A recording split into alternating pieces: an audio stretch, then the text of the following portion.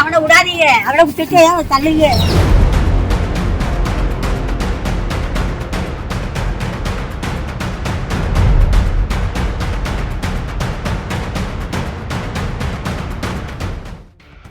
விருதுநகர் மாவட்டம் சிவகாசி முஸ்லிமோடை தெருவைச் சேர்ந்தவர் சையத் அலி ஃபாத்திமா.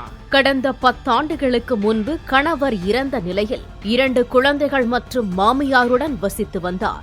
இந்நிலையில் கடந்த 4 ஆண்டுகளுக்கு முன்பு சையத் அலி ஃபாத்திமாவுக்கு சிவகாசி பராசக்தி காலனியை சேர்ந்த அக்பர் அலி என்பவருடன் 2வது திருமணம் நடைபெற்றது. குழந்தைகள் இருவரையும் மாமியார் பார்த்துக் கொள்ள 2வது கணவர் அக்பர் அலியுடன் தனி குடித்தனம் சென்றார் சையத் அலி ஃபாத்திமா. ஆசையாக 2வது வாழ்க்கையை தொடங்கிய ஃபாத்திமாவுக்கு ஏமாற்றமே மிஞ்சியது.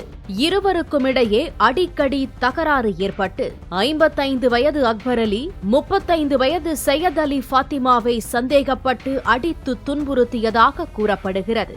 மேலும் தகராறில் ஈடுபட்ட சையத் அலி ஃபாத்திமாவை அரிவாளால் வெட்டி காயப்படுத்தியதாக கூறப்படுகிறது.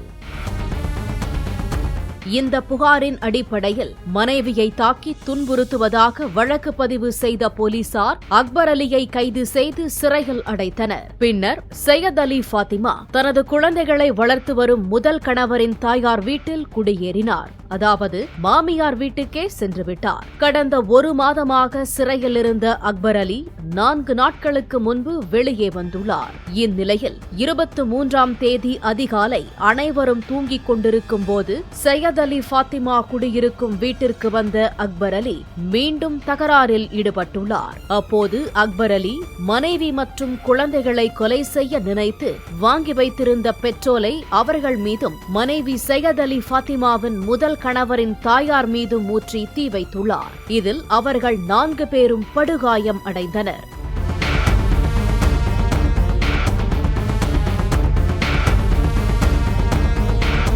மேலும் எதிர்பாராத விதமாக தீ அக்பர் அலி மீதும் பற்றியுள்ளது. இதனால் அதிர்ச்சியடைந்த அவர் தீக்காயங்களுடன் காப்பாற்ற கோரி 100 மீட்டர் தொலைவில் உள்ள சிவகாசி நகர் காவல் நிலையத்திற்கு ஓடி வந்துள்ளார். அங்கு அவரை மீட்ட காவல்துறையினர் மற்றும் தீயணைப்புத் துறையினர் உடனடியாக அவரது வீட்டிற்கு வந்து தீக்காயமடைந்த 4 பேரையும் மீட்டு சிவகாசி அரசு மருத்துவமனைக்கு கொண்டு சென்றனர். அனைவருக்கும் 40 முதல் 60% தீக்காயம் ஏற்பட்ட நிலையில் தீவிர சிகிச்சை பிரிவில் அனுமதிக்கப்பட்டு சிகிச்சை அளிக்கப்பட்டு வருகிறது.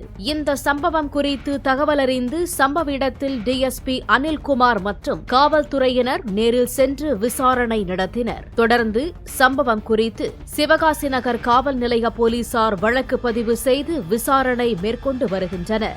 அப்போதுதான் இந்த கொலை முயற்சிக்கான பின்னணி தகவல் வெளியாகி அதிர்ச்சி ஊட்டியுள்ளது. அதாவது ஏற்கனவே சையத் அலி ஃபாத்திமாவிடம் அவ்வப்போது பணம் கேட்டு தொந்தரவு செய்த அக்பர் அலி அவர் மீது சந்தேகப்பட்டு வந்ததாகவும் கூறப்படுகிறது. இந்த நிலையில்தான் சையத் அலி ஃபாத்திமாவின் முதல் கணவர் முபாரக் அலி விபத்தில் உயிரிழந்த நிவாரணத் தொகை ரூபாய் 11 லட்சம் வரை இருப்பதாக தகவல் கிடைத்துள்ளது. அப்போது எனக்கு நீயும் வேணும், உன்னோட கணவனின் இன்சூரன்ஸ் பணமும் வேணும் என கேட்டு பிரச்சனை செய்துள்ளார் பேராசை பிடித்த அக்பர் அலி. இதனால் ஏற்பட்ட பிரச்சனையில்தான் இப்படி ஒரு கொடூர கொலை முயற்சியை செய்துள்ளார் என அதிர்ச்சி தகவல் வெளியாகியுள்ளது. 4 மணிக்கு சாயங்காலம் வந்து இங்க நோட்டம் பார்த்தாப்புல. நேற்று சாயங்காலம் வந்து நோட்டம் பார்த்தாப்புல. நோட்டம் பார்த்துட்டு திருப்பி நான் ஒண்ணுமே கேட்கல. இந்த இடத்துல தான் நின்றுருந்தார். இதே இடத்துல நான் பேசுற இடத்துல தான் நின்றுருந்தாரு. இங்கனக்குள்ள நிற்கிறாரு. இந்த இடத்துல நின்று என்னப்பா இங்க வந்திருக்கா அப்படின்னு கேட்டோம்.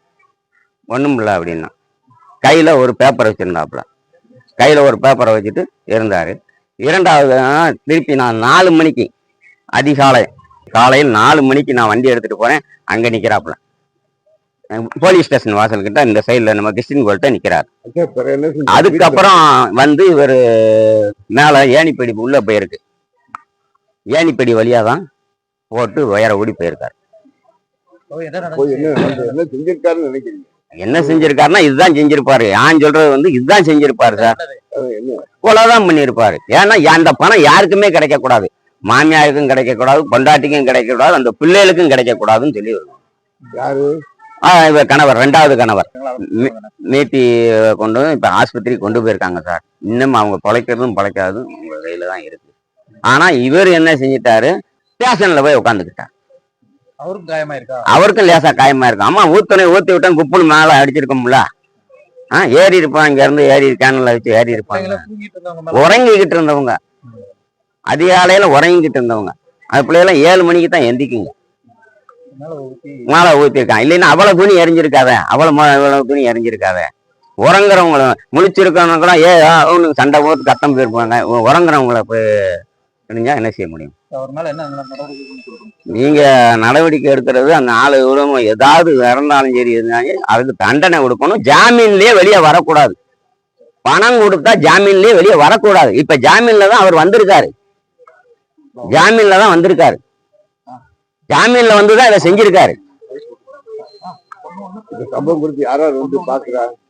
யாரு? போலீஸ், ஆமா, ஃபயர் சர்வீஸ் வந்திருக்காங்க. ஐயா, போலீஸ் வந்து தான் கொண்டு போயிருக்காங்க.